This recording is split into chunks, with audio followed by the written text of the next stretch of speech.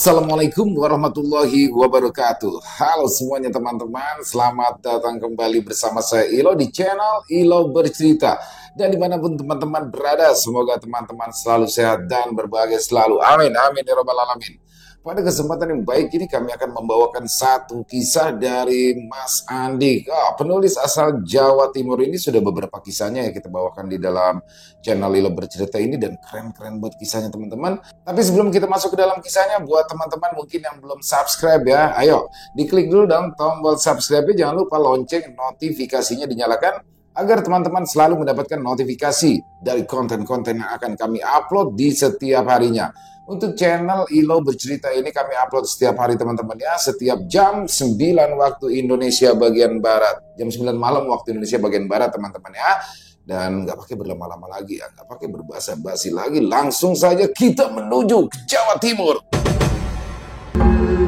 Kios daging di pasar senja.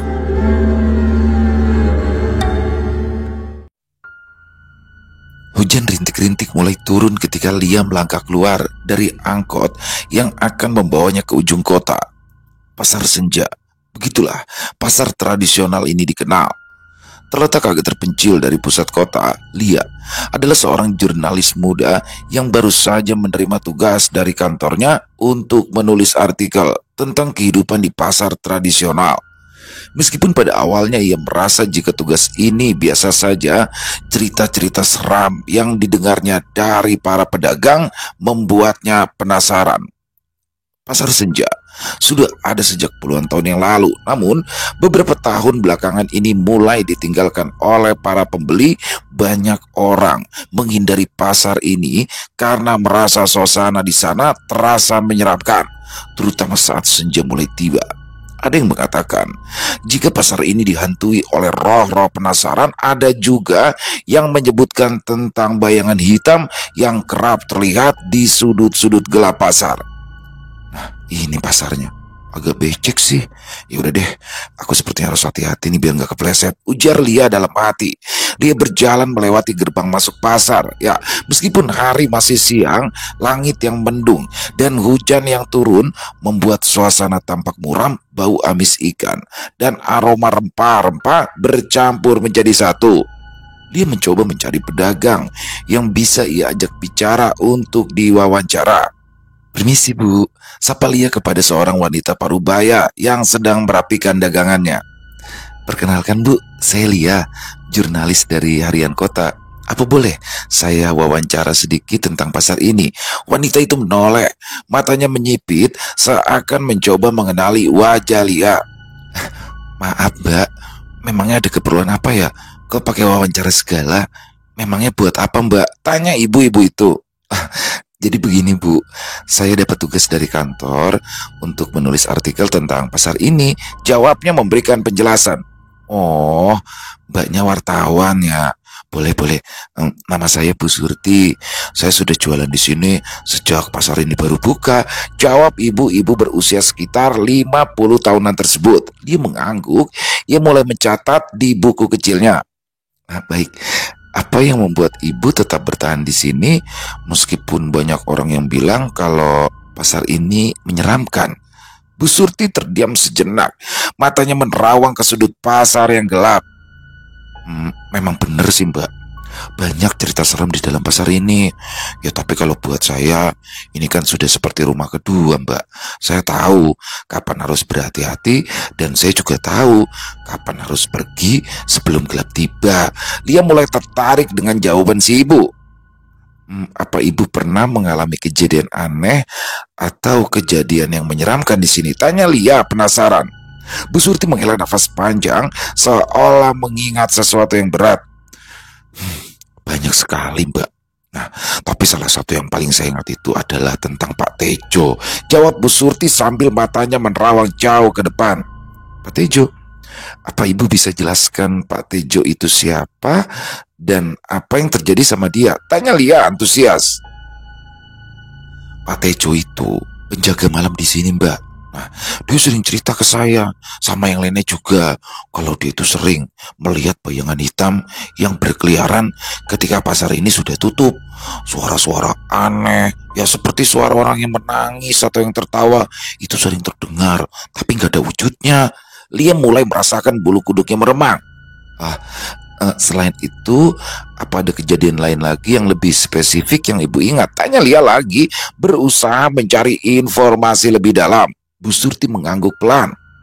Dulu, dulu itu ada bapak-bapak seorang pedagang sayur, namanya Pak Giman. Nah, suatu malam dia itu pulang belakangan, Mbak, karena harus menyelesaikan hitungan stok barang.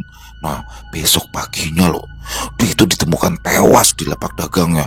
Matanya melotot, seperti habis ngelihat sesuatu yang menakutkan gitu, Mbak. Nah, sejak saat itu banyak orang percaya kalau rohnya Pak Giman itu masih berkeliaran di sini. Liam merasa semakin tertarik sekaligus takut. Terus apa yang terjadi setelah itu ya, Bu?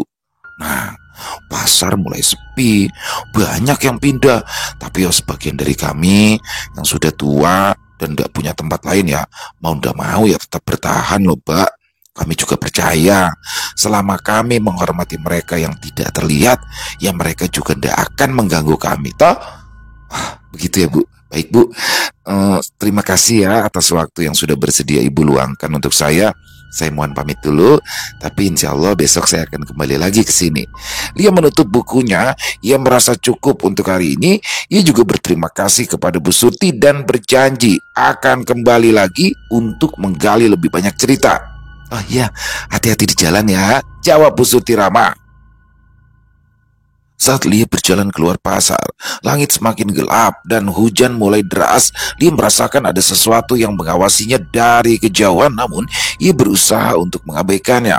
Saat berjalan melewati lorong pasar yang mulai sepi, Lia memperhatikan lebih detail keadaan sekitar. Beberapa kios tampak kosong dan terlantar dengan dinding yang ditumbuhi lumut dan atap yang bocor. Di salah satu sudut terlihat segerombolan kucing liar yang sedang mengais sisa-sisa makanan. Suara gemerisik dan tetesan air dari atap yang bocor menambah suasana mencekam. Lia mempercepat langkahnya, ingin segera keluar dari pasar tersebut, namun tiba-tiba saja dia mendengar suara langkah kaki di belakangnya. Langkah itu terdengar berat dan lambat, seolah-olah seseorang sedang mengikutinya. Dia berbalik, tetapi tidak ada siapa-siapa di sana, hanya bayangan dirinya sendiri yang tampak memanjang di lantai basah. Suara apa barusan ya? Tapi kenapa nggak ada apa-apa? Mungkin cuma perasaanku aja. Dengan perasaan was-was, Lia melanjutkan langkahnya, namun semakin ia berjalan, semakin jelas suara langkah kaki itu terdengar. Lia mencoba menenangkan dirinya sendiri. Mungkin cuma perasaanku aja, gumamnya lagi dalam hati. Tapi suara itu tidak juga berhenti, bahkan terdengar semakin mendekat. Pada akhirnya dia memutuskan untuk berhenti dan menunggu. Ia menahan napas, mendengarkan dengan seksama. Langkah kaki itu berhenti. Lia memberanikan diri untuk melihat sekeliling, memastikan bahwa tidak ada yang mengikutinya. Namun saat ia kembali melangkah, suara itu terdengar lagi, dan kali ini lebih dekat dan lebih jelas. Dia mulai panik. Ia mulai berlari kecil menuju gerbang keluar. Langkah kaki itu mengikuti dengan kecepatan yang sama. Ketika ia akhirnya sampai di gerbang, Lia merasa ada yang menarik lembut rambutnya. Ia menoleh, tetapi tidak ada siapa-siapa di sana. Apa itu barusan? Nafasnya tersengal-sengal, jantungnya berdegup kencang. Lia tidak berani menoleh lagi, dan ia pun segera berlari keluar pasar. Malam harinya, jam di dinding menunjukkan pukul 8:30 malam.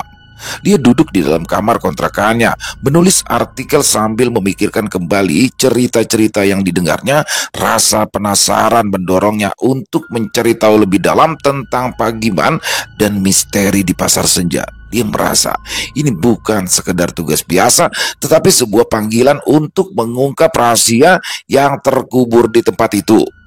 Ketika jam menunjukkan pukul 11 malam, dia mulai merasakan berat di kelopak matanya. Ia pun memutuskan untuk beristirahat agar keesokan harinya tubuhnya bisa lebih segar bugar untuk menghadapi tantangan selanjutnya.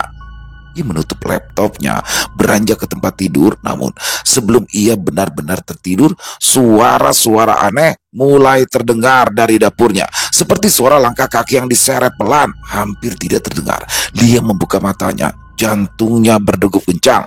Bola matanya liar menatap ke sana kemari, ke arah setiap sudut ruangan. Apa itu? Gumamnya.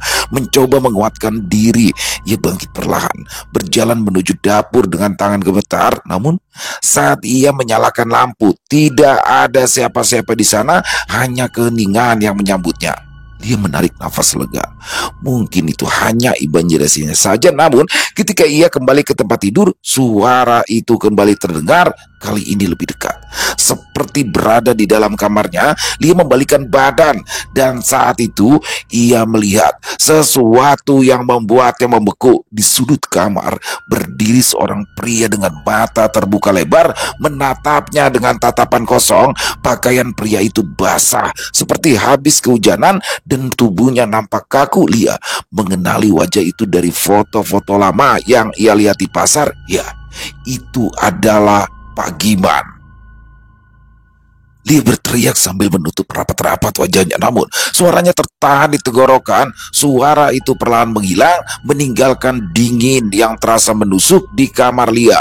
Dengan gemetar, Lia berlari keluar kamar, mencari perlindungan di ruang tamu. Malam itu Lia tidak bisa tidur.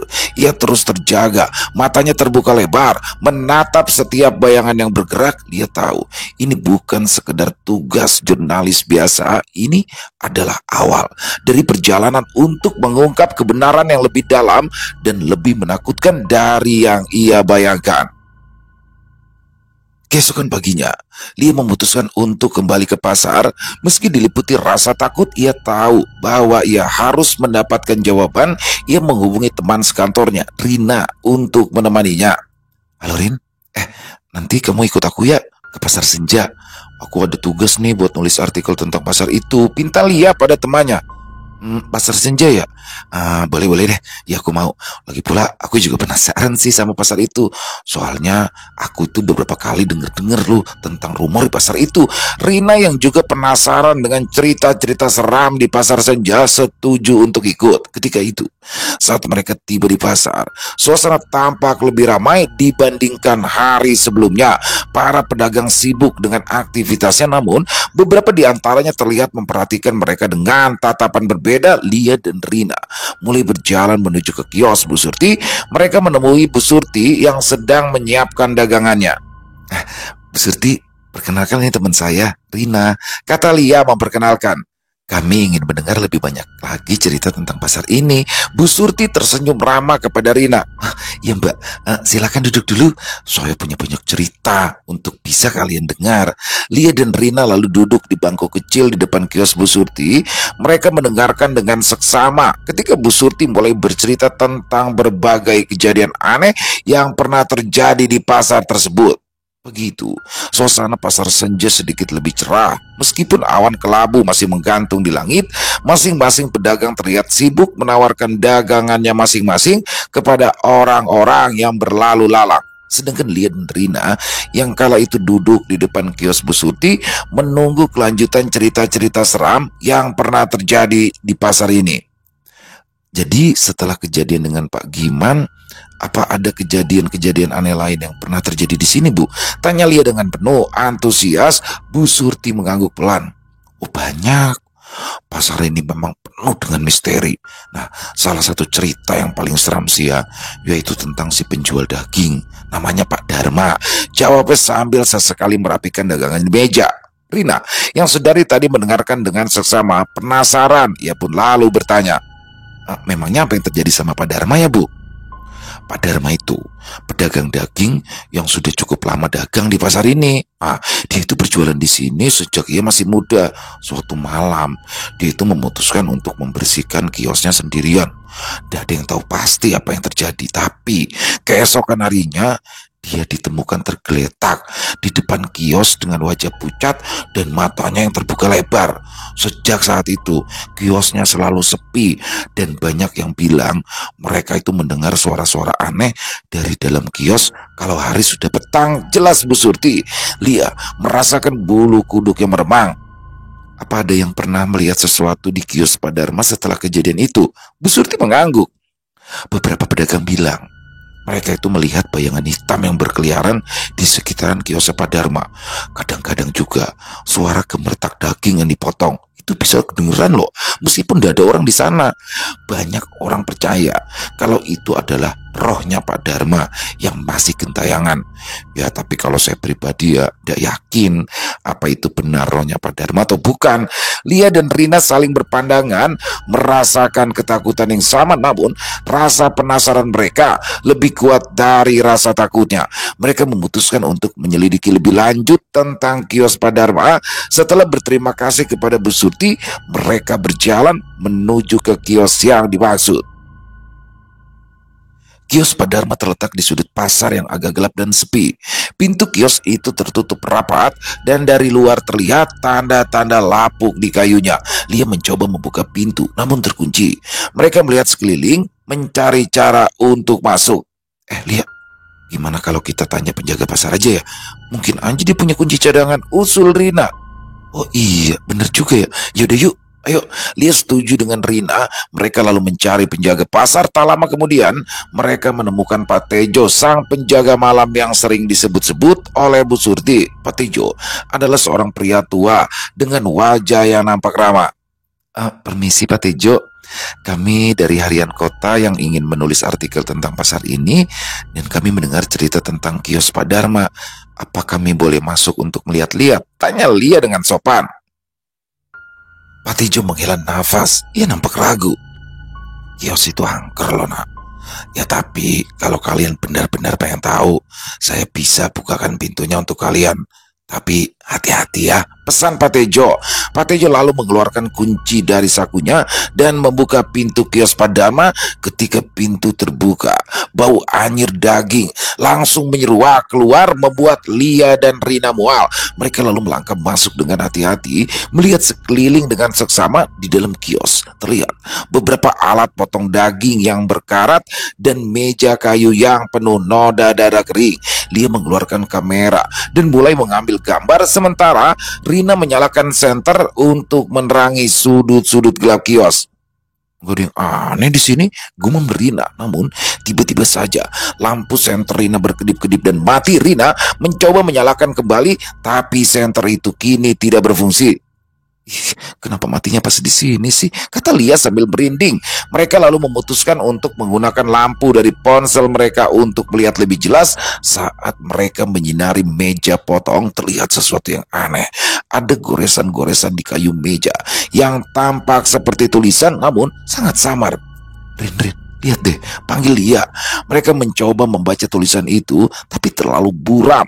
Lia mengambil kertas dan pensil, mencoba menyalin goresan-goresan tersebut. Setelah beberapa menit, mereka pun berhasil mengumpulkan potongan-potongan tulisan yang nampak seperti pesan.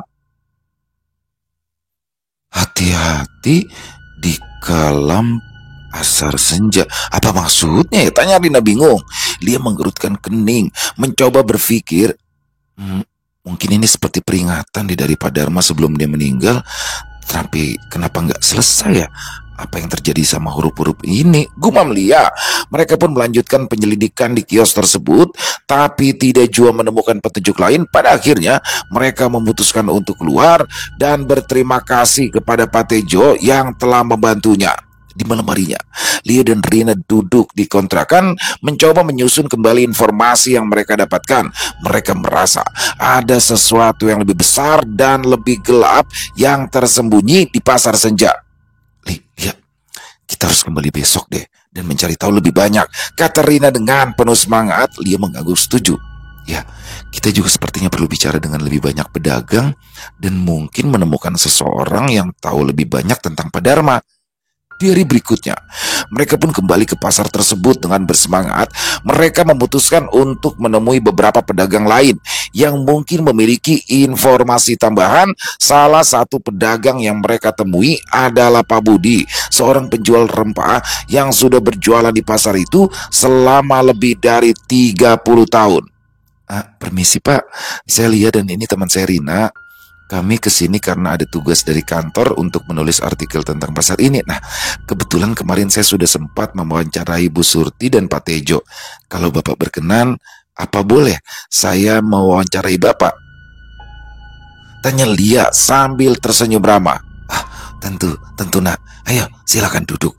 Katakan saja apa yang kalian ingin tanyakan. Oh ya, perkenalkan nama saya Budi. Jawab Pak Budi dengan ramah.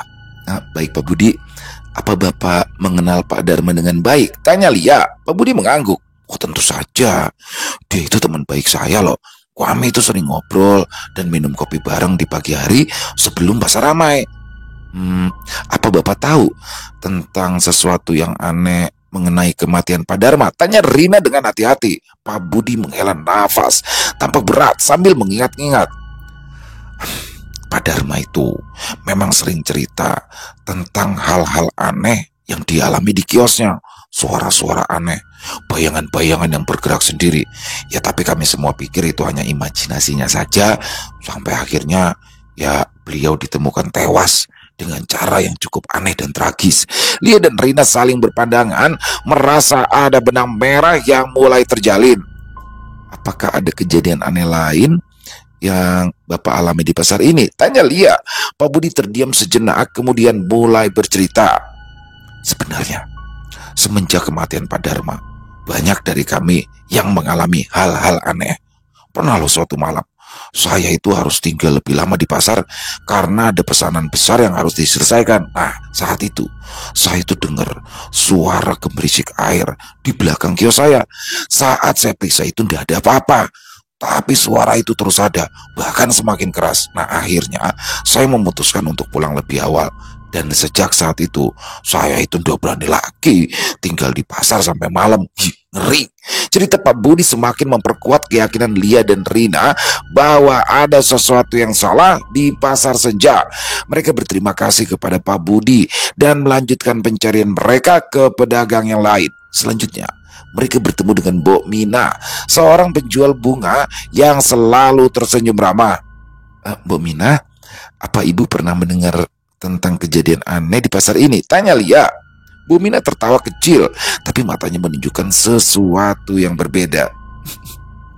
Anak-anak muda ini penasaran sekali ya. Banyak sekali cerita aneh di pasar ini nak. Tapi yang paling menakutkan adalah cerita tentang anak kecil yang hilang di pasar ini beberapa tahun yang lalu. Rina terkejut. Anak kecil hilang? Memangnya apa yang terjadi ya Bu? Bu Mina menghela nafas. Anak itu namanya Sari, anak seorang pedagang sayur. Nah suatu hari dia bermain di pasar dan tiba-tiba menghilang. Kami semua itu nyari-nyari loh ke seluruh penjuru pasar, tapi tidak juga ketemu. Nah beberapa hari kemudian seorang pedagang itu nemuin sepatu kecilnya di dekat kiosnya Pak Dharma. Nah sejak saat itu banyak yang percaya loh bahwa rohnya Sari juga berkeliaran di pasar ini untuk mencari jalan pulang. Lia dan Rina merasa bulu kuduk mereka berdiri. Pasar senja kini tampak lebih menakutkan dari sebelumnya. Mereka berterima kasih kepada Mbok Mina dan memutuskan untuk berkumpul kembali menyusun rencana selanjutnya. Malam itu mereka duduk di kontrakan Lia, menatap catatan dan juga foto-foto yang telah mereka kumpulkan. Kita harus mencari tahu lebih banyak tentang Sari dan kejadian-kejadian aneh ini, kata Lia dengan tekad kuat. Rina mengangguk setuju. Lia dan Rina lalu kembali ke pasar senja keesokan paginya dengan tekad yang semakin kuat. Mereka tahu bahwa misteri yang menyelimuti pasar ini lebih dari sekedar cerita seram yang diceritakan dari mulut ke mulut. Ada sesuatu yang nyata dan mengerikan di balik semua kejadian aneh ini. Mereka memutuskan untuk menggali lebih dalam tentang kisah Sari, anak kecil yang hilang di pasar beberapa tahun lalu. Mereka menuju kios sayur tempat Sari biasa bermain. Di sana mereka bertemu dengan Pak Hasan, seorang pedagang sayur yang masih mengingat kejadian tersebut dengan sangat jelas. Selamat pagi Pak, perkenalkan saya Lia dan ini teman saya Rina. Kami dari harian kota ingin menanyakan tentang anak perempuan yang hilang di pasar ini beberapa tahun yang lalu, kata Lia. Hasan adalah seorang pria parubaya dengan wajah yang tampak lelah, mengangguk pelan. Sari adalah anak yang ceria, Dia itu sering bermain di sekitaran kios ini saat ibunya berjualan. Tapi hari itu, dia bermain seperti biasa, namun kemudian menghilang begitu saja. Kami semua mencarinya, tapi tidak ada yang tahu kemana perginya. Apa Bapak ingat sesuatu yang aneh yang terjadi sebelum atau sesudah Sari menghilang? Tanya Rina. Pak Hasan terdiam sejenak, ia tampak berpikir. Setelah Sari menghilang, banyak dari kami mulai mengalami hal-hal aneh. Kadang kami itu mendengar suara tawa anak kecil atau melihat bayangan pocong kecil berlompatan di lorong pasar. Banyak yang percaya itu adalah rohnya Sari yang masih bergentayangan untuk mencari jalan pulang. Dia mencatat semua yang dikatakan Pak Hasan. Apa ada yang pernah melihat atau mendengar sesuatu yang lebih detail tentang Sari setelah kejadian itu, Pak? Pak Hasan menghela nafas. Beberapa pedagang mengatakan mereka melihat pocong anak kecil berkeliaran di sekitaran kios Pak Dharma. Bahkan ada yang mendengar suara tangisan di malam hari. Ya, tapi kami tidak benar-benar tahu apakah itu benar-benar Sari atau hanya bayangan dari imajinasi kami saja. Lia dan Rina merasa ada sesuatu yang sangat penting di sekitaran kios Pak Dharma. Mereka berterima kasih kepada Pak Hasan dan berjalan menuju kios tersebut. Pintu kios masih tertutup rapat seperti sebelumnya. Mereka memutuskan untuk mencoba masuk kembali dengan bantuan Pak Tejo. Setelah mendapatkan izin dari Pak Tejo, mereka membuka kembali kios Pak Dharma. Suasana di dalam sana masih sama mencekamnya.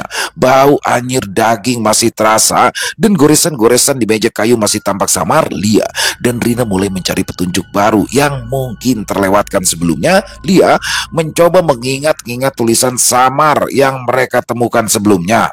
Hati-hati di kelam pasar senja. Mungkin ada sesuatu yang kita harus temukan di sini, gumam Lia.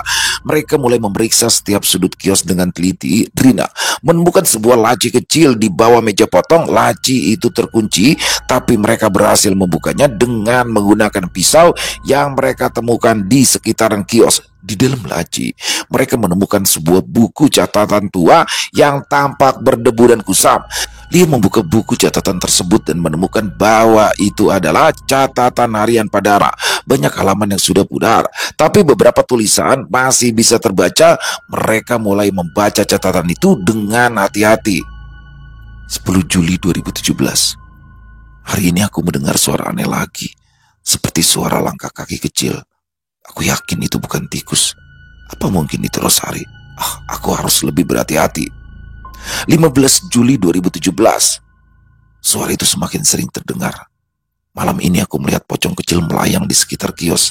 Aku mencoba mengikutinya, tapi bayangan itu menghilang begitu saja. Aku mulai merasa ada yang tidak beres di sini. 20 Juli 2017. Malam ini aku mendengar suara tangisan. Suara itu datang dari sudut gelap di belakang kios. Aku takut, tapi aku harus tahu apa yang sebenarnya terjadi. Lia dan Rina merasa semakin yakin bahwa ada sesuatu yang sangat salah di pasar ini. Mereka lalu melanjutkan membaca catatan harian Pak Dharma, berharap menemukan petunjuk yang lebih lanjut. 25 Juli 2017. Aku menemukan sepatu kecil di belakang kios. Sepatu itu milik Sari. Apa mungkin dia terjebak di sini? Aku harus mencari tahu lebih lanjut. 30 Juli 2017. Malam ini aku melihat sesuatu yang mengerikan. Bayangan hitam besar berdiri di sudut kios. Matanya bersinar merah, menatapku dengan tajam. Aku tidak bisa bergerak. Aku merasa ada sesuatu yang jahat di tempat ini. Lia dan Rina terkejut dengan apa yang mereka baca. Mereka merasa ada kekuatan jahat yang bersembayam di pasar senja dan mereka harus menemukan cara untuk menghentikannya. Mereka memutuskan untuk mencari tahu lebih banyak tentang roh-roh yang mungkin mengganggu pasar ini. Mereka lalu pergi ke perpustakaan kota untuk mencari buku tentang roh dan legenda lokal. Di sana mereka bertemu dengan seseorang yang bernama Pak Arif yang dikenal ahli dalam hal-hal supranatural. Mereka lalu menceritakan semua yang mereka temukan kepada Pak Arif, berharap mendapatkan petunjuk lebih lanjut. Pak Arif mendengarkan dengan seksama. Kemudian dia berkata, Pasar Senja ya. Pasar Senja itu memang terkenal dengan kisah-kisah seramnya. Banyak yang percaya bahwa tempat itu adalah portal bagi roh-roh yang tidak tenang. Roh-roh ini mungkin terperangkap di sana karena ada sesuatu yang belum selesai. Apa yang bisa kita lakukan nih Pak untuk membantu roh-roh tersebut? Tanya Rina. Ya pertama-tama kita harus tahu dulu apa yang sebenarnya terjadi kepada Sari dan juga Pak Dharma. Kita harus bisa menemukan cara untuk menenangkan roh mereka agar bisa pergi dengan damai. Jawab Pak Arif. Lia dan Rina mengangguk setuju. Mereka tahu bahwa tugas ini tidak akan mudah, tapi mereka siap untuk menghadapi apapun demi mengungkap kebenaran. Mereka memutuskan untuk kembali ke Pasar Senja malam itu, membawa peralatan yang diperlukan untuk berkomunikasi dengan roh-roh yang mungkin masih berada di sana. Malam itu, Pasar Senja tampak lebih mencekam daripada biasanya. Langit gelap tanpa bintang dan angin dingin bertiup kencang. Lia dan Rina berjalan perlahan menuju kios Pak Dharma membawa lilin, dupa, dan alat perekam suara. Mereka menyalakan lilin dan dupa di sekitaran kios, berharap bisa menarik perhatian roh-roh yang mungkin berada di sana. Mereka duduk di tengah kios, memejamkan mata, dan mulai berbicara pelan. Kami di sini bukan untuk mengganggu. Kami hanya ingin membantu. Jika ada roh yang ingin berkomunikasi, silakan berbicara melalui alat perekam ini, kata Lia dengan suara yang tenang. Beberapa saat berlalu tanpa ada tanda-tanda apapun, namun tiba-tiba saja suhu di sekitaran mereka turun drastis dan mereka merasa ada sesuatu yang mengawasi. Alat perekam suara itu mulai berdesis dan suara pelan mulai terdengar. Tolong. Suara itu terdengar putus-putus seperti berasal dari kejauhan. Lia dan Rina saling berpandangan dengan mata terbelalak. Sari, apa kamu ada di sini? Tanya Rina. Tolong keluarkan aku. Suara itu kembali terdengar, kali ini lebih jelas. Lia merasakan bulu kuduknya berdiri. Bagaimana kami bisa bantu? Apa yang harus kami lakukan? Suara itu terdiam sejenak, kemudian suara itu kembali berkata, temukan kebenaran, lepaskan aku. Mereka merasa ada sesuatu yang sangat penting yang harus mereka temukan. Mereka tahu bahwa mereka harus melanjutkan pencarian mereka untuk mengungkap kebenaran di balik hilangnya Sari dan juga tentang kematian Pak Dharma. Lia dan Rina berjanji akan melakukan segala cara untuk membantu roh-roh yang terperangkap di Pasar Senja. Mereka mengumpulkan keberanian dan bertekad untuk kembali di keesokan harinya, membawa lebih banyak peralatan dan informasi untuk menyelesaikan misteri ini. Malam itu, mereka tidak bisa tidur dengan tenang. Suara-suara aneh masih terngiang di telinga mereka, dan bayangan-bayangan gelap terus menghantui pikiran mereka. Namun, mereka tahu bahwa mereka tidak bisa menyerah. Mereka harus mengungkap kebenaran apapun resikonya. Keesokan paginya, mereka kembali ke pasar dengan semangat baru. Mereka membawa alat-alat perekam, kamera inframerah, dan buku catatan. Mereka juga mengajak Pak Arif untuk membantu mereka dalam penyelidikan ini. Pak Arif setuju untuk membantu, dan ia juga membawa beberapa peralatan tambahan termasuk alat pendeteksi energi supranatural. Mereka memasang alat-alat tersebut di sekitaran kios Pak Dharma dan mulai mengamati dengan seksama. Pagi itu, suasana Pasar Senja tampak tenang seperti biasa. Namun Lia, Rina, dan Pak Arif tahu bahwasanya di balik ketenangan itu ada kegelapan yang menunggu untuk diungkap. Mereka memasang alat-alat perekam suara, kamera inframerah, dan alat pendeteksi energi supranatural di sekitaran kios Pak Dharma dan mulai mengamati dengan seksama. Pak Arif mengarahkan alat pendeteksi energi ke sudut-sudut kios yang gelap. Alat ini bisa membantu kita mendeteksi keberadaan energi supranatural. Biasanya, kalau ada roh di sekitaran, alat ini akan memberikan sinyal. Jelas Pak Arif. Sementara itu, Lia dan Rina menyiapkan kamera inframerah untuk merekam setiap aktivitas yang mungkin terjadi di kios tersebut. Mereka juga memasang alat perekam suara di beberapa titik strategis untuk menangkap suara-suara aneh yang mungkin terdengar. Setelah semua persiapan selesai, mereka mulai berjalan-jalan di sekitaran pasar, bertanya kepada pedagang lain apakah mereka pernah mengalami kejadian aneh atau mendengar cerita tentang Sari dan Pak Dharma. Mereka bertemu dengan Ibu Ratna, seorang pedagang pakaian yang telah berjualan di Pasar Senja selama lebih dari 20 tahun. Bu, apa Ibu pernah mendengar atau mengalami sesuatu yang aneh di pasar ini, terutama di sekitaran kiosnya Pak Dharma ya? Tanya Lia. Bu Ratna mengangguk pelan. Iya, saya pernah. Setelah Sari hilang dan Pak Dharma itu meninggal, banyak pedagang yang mulai merasakan kehadiran sesuatu yang aneh. Beberapa kali loh, saya itu ngeliat bayangan anak kecil yang lagi lari-larian di lorong pasar.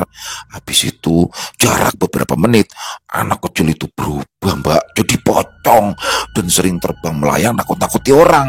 Kadang-kadang juga saya itu denger loh suara tangisan di malam hari. Ya kami semua ngerasa takut, tapi tidak ada yang berani bicara tentang itu. Apa pernah mendengar sesuatu tentang sepatu kecil yang ditemukan di belakang kios Pak Dharma? Tanya Rina. Ibu Ratna menghela nafas.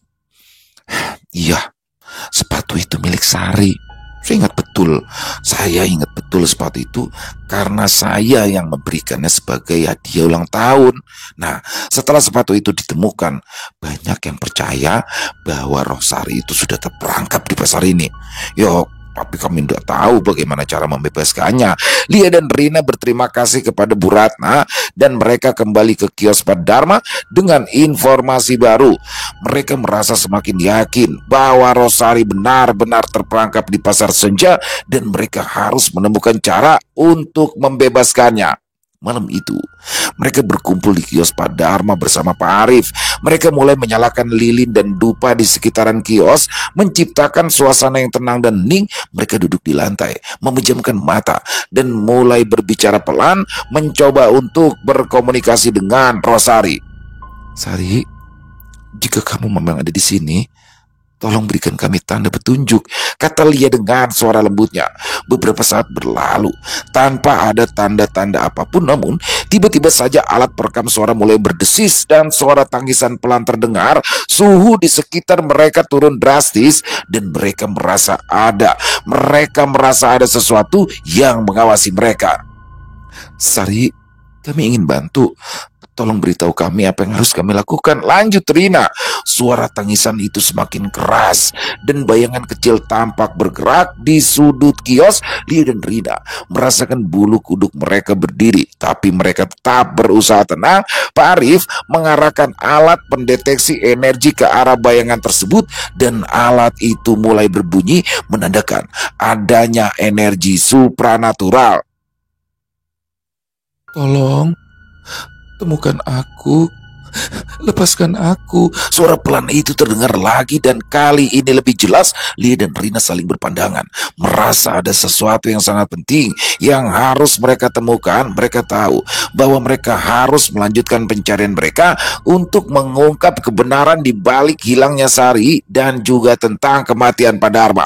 Mereka memutuskan untuk memeriksa kembali catatan harian Pak Dharma, berharap bisa menemukan petunjuk lebih lanjut. Saat mereka membalik-balik halaman yang pudar, mereka menemukan sebuah halaman yang tampak berbeda.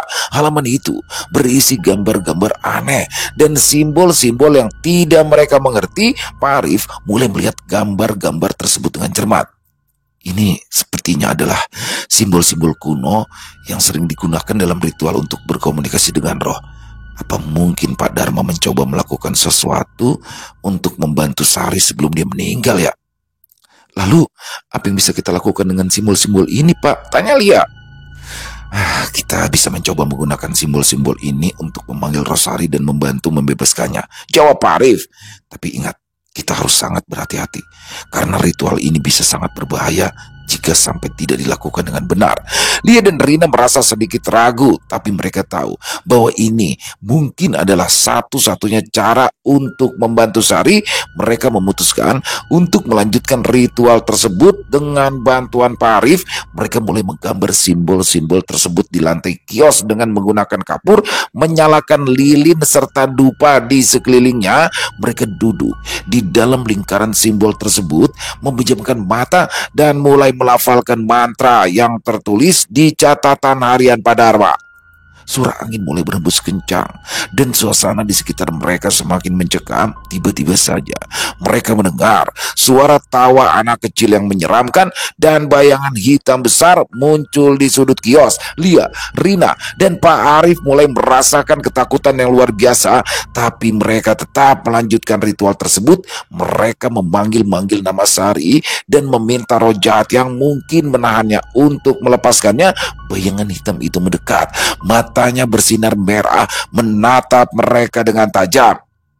Tolong, tolong lepaskan aku. Suara Sari terdengar lagi, kali ini lebih putus asa. Pak Arif meningkatkan intensitas mantranya, berharap ia bisa mengusir roh jahat tersebut. Bayangan hitam itu kini mulai menghilang dan suasana di kios menjadi lebih tenang. Pada akhirnya, suara Sari terdengar lagi, kali ini lebih lembut dan lebih tenang. Terima kasih. Terima kasih kalian telah membebaskanku. Suara itu terdengar jelas sebelum akhirnya menghilang sepenuhnya. Lia, Rina, dan Pak Arif merasa lega. Mereka tahu bahwa mereka telah berhasil membantu Sari menemukan kedamaian. Mereka pun mengakhiri ritual dan membersihkan simbol-simbol dari lantai kios.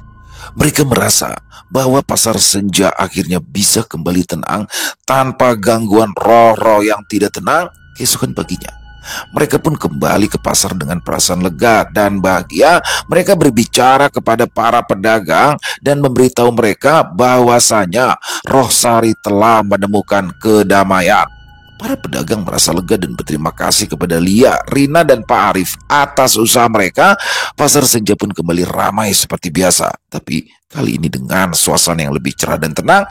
Lia dan Rina menulis artikel tentang pengalaman mereka, menceritakan kisah Sari dan bagaimana usaha mereka untuk bisa membebaskannya. Artikel itu mendapat banyak perhatian dan pujian dari para pembaca, membuat mereka semakin termotivasi untuk terus menggali misteri-misteri lainnya di kota mereka. Namun, di balik itu semua, mereka tahu bahwa pengalaman di pasar senja akan selalu menjadi kenangan yang tak terlupakan.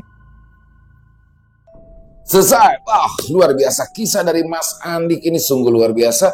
Dan bagaimana seorang jurnalis ya, Lia dan Rina, jurnalis perempuan loh, begitu berani untuk menguak misteri apa sih yang sebenarnya terjadi di pasar senja itu. Dan ternyata di situ mereka punya keinginan untuk menolong sosok daripada anak kecil ya, Sari yang menghilang, bukan menghilang ya.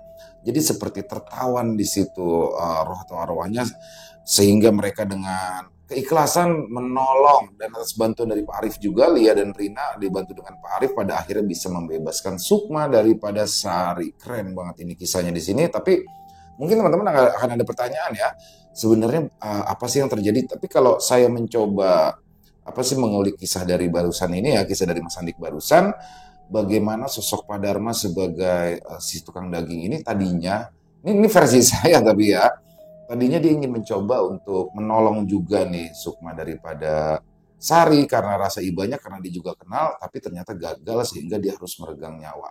Dan di sini juga dia memberikan clue di dalam buku diary dia ya, buku harian dia, yang mana inilah yang dijadikan acuan bagi Lia, Rina, dan juga Pak Arif, yang mana pada akhirnya mereka melakukan ritual yang sama tapi dengan persiapan yang lebih matang. Di sini akhirnya berhasil dan alhamdulillah. Dan juga mungkin teman-teman bertanya-tanya, apa sih yang menyebabkan menawan mereka? Mungkin, tapi sekali lagi ini versi saya ya, ada sesuatu yang gelap, yang jauh lebih gelap yang ada di pasar senja itu, yang menawan Sukma daripada Sari. Tapi di sini memang Lia dan Rina itu tidak punya kepentingan untuk itu ya, dia hanya bagaimana caranya melepaskan Sukma Sari. Tapi ini dari saya, dan keren banget kisahnya. Di sini juga menambah variasi ya kisah-kisah yang biasa kami tayangkan.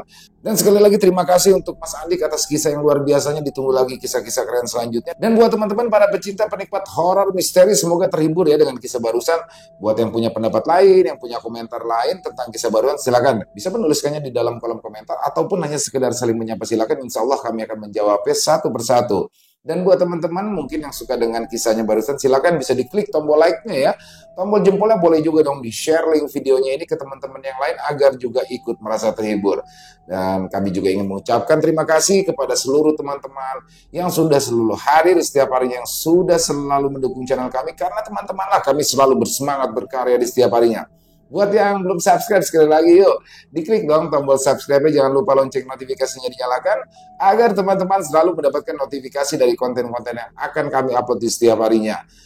Oh iya, buat teman-teman mungkin yang punya kisah horor misteri ya, ini akan dari kisah nyata yang berdasarkan pengalaman pribadi. Apabila mungkin berkenan dibawakan di channel kami, silakan bisa mengirimkannya ke nomor telepon kami yang ada di sini. Dan bebas ya, mau dikirimkan lewat audio boleh, lewat tulisan boleh, senyamannya teman-teman aja. Dan buat teman-teman yang sudah mengirimkan kisah, kami ucapkan terima kasih. Di akhir kata, saya Ilo mengucapkan permohonan maaf apabila mungkin dalam pembawaan kisahnya barusan ada kata-kata saya yang salah, ataupun ada kata-kata saya mungkin yang kurang berkenan. Saya mohon dibukakan pintu maaf yang seluas-luasnya, dan sampai berjumpa lagi di konten-konten kami selanjutnya yang pasti tidak kalah serunya, yang pasti tidak kalah horornya. Masih bersama saya Ilo di channel Ilo Bercerita. Salam sehat, sukses selalu untuk kita semua. Wassalamualaikum warahmatullahi wabarakatuh.